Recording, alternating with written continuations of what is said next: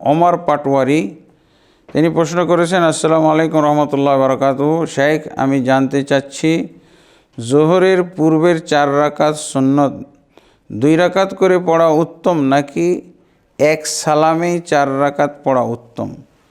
হ্যাঁ, যেহেতু আপনি প্রশ্নের মধ্যে বলেছেন যে উত্তম কোনটা, তাহলে উত্তমের প্রশ্নে আমরা বলবো অবশ্যই 4 রাকাত জোহরের পূর্বের এই 4 রাকাত সুন্নতকে 2 সালামে পড়া উত্তম, এবং এক সালামে পড়াটা জায়েজ।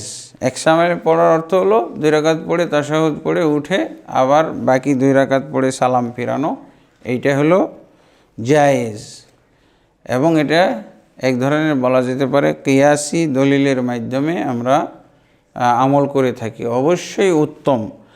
আর এই উত্তম আমলটা আমাদের বাংলাদেশে বা ভারতবর্ষে দেখা যায় না, কিন্তু আরব বিশ্বে, মক্কা মদিনা সহ আরব বিশ্বে কোথাও আমরা যেটা করতেছি এটা দেখা যায় না। এক সালামে জোহরের পূর্বের 2 রাকাত, পূর্বের 4 রাকাতকে এক সালামে পড়া, এটা মক্কা মদিনা সহ আরব বিশ্বে কোনো একজন জাহেলও পড়ে না। 2 রাকাত পড়ে সালাম ফিরে, এরপর আবার 2 রাকাত পড়ে সালাম ফিরে। এটা সহজ কথা, উত্তম হবেই। কারণ কি, এতে করে দোয়া জিকির আজকারগুলো বেশি আসতেছে। আপনি সালাম পর্যন্ত তাশাহুদ পড়ে আত্তাহিয়াত পড়লেন, তারপরে দরুদ পড়লেন, আরও অন্যান্য 4 বস্তু থেকে পানা চাওয়ার দোয়া পড়লেন, তারপরে আবু বকর রাদিয়াল্লাহু আনহুকে সম্বোধন করে যেই দোয়াটা আল্লাহ রসুল শিখিয়েছেন, আল্লাহুম্মা যালামতু নাফসি, যেটাকে আমাদের দেশে দোয়ায় মাসুর বলা হয়, এটা একটা অজ্ঞতামূলক নাম। মাসুর অর্থ হলো আল্লাহ রসুল থেকে বর্ণিত দোয়া। কোনটা আল্লাহ রসুল থেকে বর্ণিত দোয়া না? আত্তাহিয়াতেও বর্ণিত দোয়া মাসুর, দুরুদও দোয়া মাসুর, হ্যাঁ, 4 বস্তু থেকে পানা চাওয়ার দোয়াও মাসুর, কিন্তু শুধুমাত্র এই দোয়া, এটা মূর্খতার কারণে কোন অজ্ঞ লোক এই নাম দিয়েছে, যার জন্য এটা প্রসিদ্ধ হয়ে গেছে। তা আলহামদুলিল্লাহ, যেহেতু দোয়া এখানে বেশি হচ্ছে 2 সালামে পড়লে, অতএব সওয়াবও বেশি হবে। সওয়াব বেশি হলে অবশ্যই উত্তম হবে।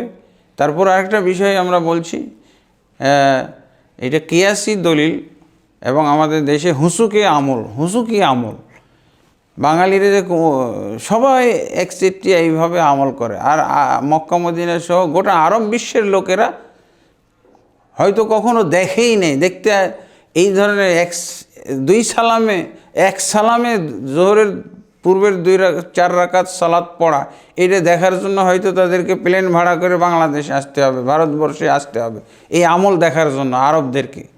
কারণ আরব দেশে কোথাও এই আমলটা নাই।